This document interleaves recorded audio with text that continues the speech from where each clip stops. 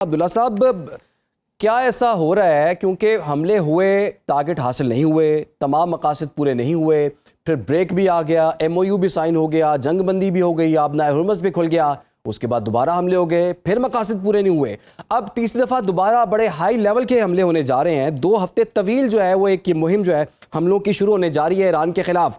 ایسا پہلے کیا نہیں ہوا جو ان حملوں سے ہو جائے گا؟ بسم اللہ الرحمن الرحیم. بہت بہت شکریہ.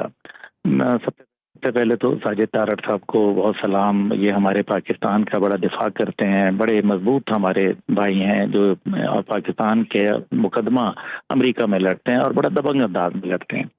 دوسری بات آپ نے جو سوال کی ہے جی، وہ بڑا امپورٹنٹ ہے کہ کون سی ایسی چیز ہے جو نہیں ہونے والی ہے.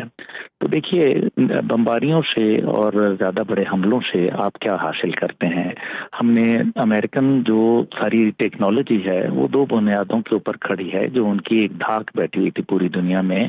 ایک اس کی سب سے بڑی وجہ جو ہے وہ ان کی ایئر فورس ہے، دوسری ان کی نیوی ہے.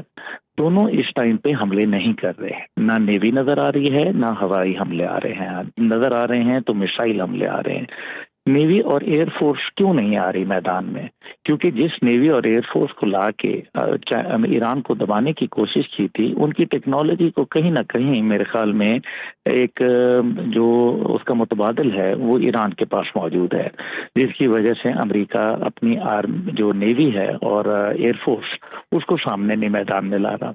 دوسری جانب جب انہوں نے شروع میں لائے تو ان کے پھر جہاز گرنے کی اطلاعات آئیں، جو کہ ایک بہت بڑی ہزیمت تھی، نہ صرف ان کے لیے بلکہ وہ تمام جو مینوفیکچررز ہیں ان جہازوں کے، ان کے وہ، کیونکہ پھر آپ کو پتہ ہے ان کا دنیا میں ایسا نہیں بکے گا. لوگ کہیں گے کہ جی ہمیں تو وہ جہاز نہیں چاہیے F-35 یا F-15 یا A-10 تھنڈر بولٹ، ہمیں تو وہ چیز چاہیے جو ان کو گرا دیتی ہے. یہ ہے وہ خطرناک بات جس کی بنیاد کے اوپر امریکن ایئر فورس میدان عمل میں اس انداز میں نہیں نظر آ رہی جس طرح ماضی میں متعدد جنگوں میں وہ فعال کردار ادا کرتی رہی اور ان کی دھاک رہتی تھی. یہی بات ان کی نیوی کی بھی ہے کہ جب جیرالڈ فورڈ اور USS ابراہم لنکن کو نقصان پہنچایا گیا تو اس کے بعد سے ان کی نیوی جو تھی وہ کہیں دور ہو گئی، اور سننے میں یہ آیا ہے کہ ان کی ایک آدھ دوست کو بھی نشانہ بنایا گیا.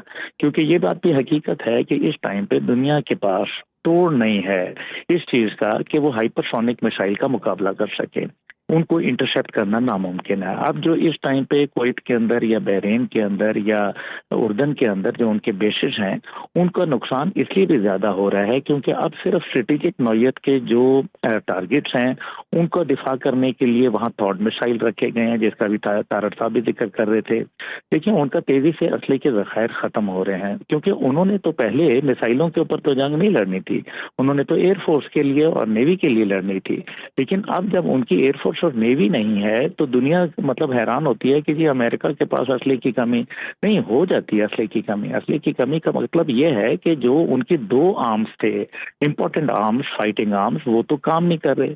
اب جو ان کے پاس تھاڈ میسائل تھے یا ان کے پاس MCS میسائل تھے یا ان کے پاس پیٹریٹ ڈیفنس سسٹم تھا، تھاڈ کے تو تقریباً 80% وہ اپنا ختم کر چکے ہیں ذخیرہ، اور 50% MCS کا، اور اسی طرح سے 60% سے زائد پیٹریٹ ڈیفنس کا حصہ ختم کر چکے ہیں. یہی وجہ ہے کہ جو 39 ڈیز کی جو جنگ تھی اس میں نقصان امریکہ کو اتنا نہیں ہوا جتنا ابھی چند دنوں کی جنگ کے اندر ہوا. اور اس کی سب سے بڑی وجہ یہ ہے کہ یہ اپنے میسائلز کو بچا کے رکھ رہے ہیں، یعنی کہ صرف ان امپورٹنٹ جگہوں کو جہاں ان کے سولجرز موجود ہیں، جہاں ان کے اہم ترین تنصیبات ہیں، ان کو بچانے کے لیے.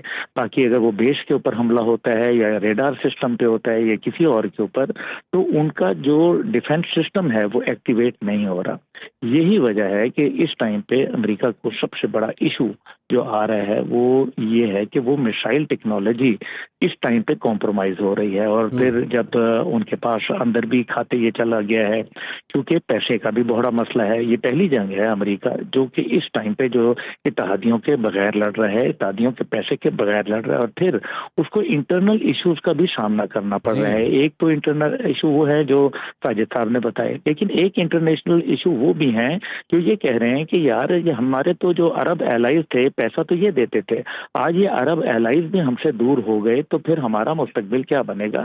یہ وہ سچویشن ہے جو اس ٹائم پہ امریکہ کے لیے بہت بڑا چیلنج بن کے ابھر بالکل رہی ہے۔ عبداللہ صاحب، یہ آپ نے درست کہا کہ امریکہ کے لیے یہ تمام چیزیں بہت بڑا چیلنج ہیں۔ اچھا عبداللہ بن گل صاحب، آپ یہ بتائیے، جیسے کہ ساجد طارڑ صاحب کو لگ رہا ہے کہ یہ تیسری عالمی جنگ کی طرف یہ معاملہ جا سکتا ہے اگر حملے ہوتے ہیں، اور جس کے لیے اناؤنسمنٹ بھی آ چکی ہوئی ہے کہ احکامات جاری کر دیے گئے ہیں امریکن فورسز کو کہ جی آپ 2 ہفتوں کے لیے جو ہے وہ ان پہ ٹکا کے جو ہے حملے کر دیں۔ اگر یہ مزید حملے ہوتے ہیں، جو امریکہ کے خلیجی اتحادی ہیں ان کا کیا کردار آپ دیکھتے ہیں؟ کیونکہ ابھی تک وہ اس طرح سے انہوں نے پارٹیسپیٹ نہیں کیا، کہ یہ موقع بھی آ سکتا ہے کہ وہ بھی امریکہ کے ساتھ شامل ہو کے پھر ایران پر حملے کریں، کیونکہ ایران تو ان پر تواتر سے حملے کر رہا ہے۔ دیکھیں، جہاں تک تعلق ہے اس ٹائم پہ ساجد صاحب کی یہ بات سے میں اتفاقی رائے رکھتا ہوں، ان کا شکر گزار بھی ہوں اچھے کلمات کے لیے، بڑی مہربانی۔ لیکن جہاں تک تعلق ہے تیسری عالمی جنگ کا، تو آپ اگر غور کریں تو عالمی جنگ کیا ہوتی ہے جس میں کئی ممالک انوالو ہو جایا کرتے ہیں، اور اس ٹائم پہ کئی ممالک انوالوڈ ہیں براہ راست یا مطلب ڈائریکٹلی یا انڈائریکٹلی۔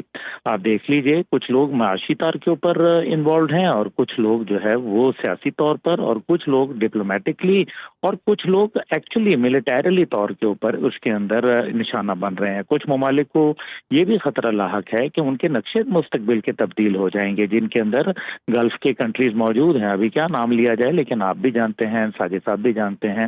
دیکھیے، اصل مسئلہ یہ ہے کہ اس ٹائم پہ امریکہ اگر اس جنگ کو ہیوی کرتا ہے، لیٹس کو جیسے جنرل کوپر کہہ رہے ہیں کہ آپ جو ہے وہ کر لیں، یا 2 ہفتے کے لیے بتایا جا رہا ہے کہ اس کے اندر شدید بمباری کی جائے گی، تو کیا بمباری پہلے نہیں کی گئی؟ ویتنام میں کیا کم کی گئی؟ دوسری جنگ عظیم میں جتنا گولہ بارود استعمال ہوا اس سے زیادہ ویتنام میں استعمال ہوا، تو جنگ کے نتائج کیا امریکہ کے حق میں آئے تھے؟ تو جنگ کے نتائج تو ان کے حق میں نہیں آئے۔ کیا مدر آف آل بام جیسے اور ڈیزی کٹر جیسے بام جو ہے وہ استعمال افغانستان میں نہیں ہوئے؟ تو ہوئے، تو نتیجہ کیا نکلا؟ کیا جیت گیا؟ اور کیا امریکہ نے ابھی اپنی پوری ایڑی چوٹی کا زور نہیں لگایا ہے جو 39 ڈیز وار میں؟ اگر وہ کامیابی ہوتی اس کے اندر، ان کا اسلحہ اگر ان کو کامیاب کرا رہا ہوتا، تو مجھے آپ یہ بتائیے کہ پھر آج سچویشن جو ہے وہ تو پھر امریکہ کو دوبارہ جنگ کا آغاز کرنے کی ضرورت ہی نہیں تھی۔ ایران اپنی پیٹھ لگا چکا ہوتا، تو ایران کی تو پیٹھ نہیں لگی، کیونکہ ایک نیشن ہے نا، وہ لڑنے کے لیے تیار ہو گئی ہے۔ اور مزے کی بات یہ ہے کہ وہ اس ٹائم پہ ملٹیپل ڈائریکشن سے لڑ رہی ہے۔ اگر آپ ایک نظر میں صرف دیکھیں طاہرانہ، تو آپ کو نظر آئے گا کہ یہ ایک کنٹری کے خلاف نہیں لڑ رہے، یہ ملٹیپل کنٹریز کے خلاف لڑ رہے ہیں۔ امریکن اڈوں سے جہاں سے حملہ آور ہو رہے ہیں وہ تو چاروں طرف سے ہو رہے ہیں، اور اگر چاروں اطراف سے یہ حملے ہو رہے ہیں تو اس کا مطلب ہے کہ کئی ممالک ایران کے ساتھ نبرد آزما ہیں، صرف ایک امریکہ نہیں ہے بلکہ کئی ممالک ہیں۔ تو پھر کیا انہوں نے حاصل کیا؟ اور پھر سب سے بڑھ کر اس میں ایک بات ہے کہ جو تیل کے ذخائر ہیں وہ ڈرائی ہو جائیں گے کچھ عرصے کے اندر، ساتھ ہی ساتھ جو ہے وہ نئے کنووں کو دوبارہ ریسٹور کرنے کے لیے ٹائم لگے گا۔ دنیا کی معاشی حالت پہلے ہی ابتر ہو چکی ہے، اور ساتھ ہی ساتھ اس کے اندر یہ بھی دیکھنا ہے کہ ان ممالک کا جو امن اور استحکام ہے، ان کی معیشت ہے، وہ بالکل تباہ و برباد ہو چکی ہے۔ اور بالکل کافی حد تک ڈینٹ انہیں، ہاں جی بالکل آپ نے ٹھیک کہا کہ اس کو ڈینٹ جو ہے وہ پڑ چکا ہوا ہے۔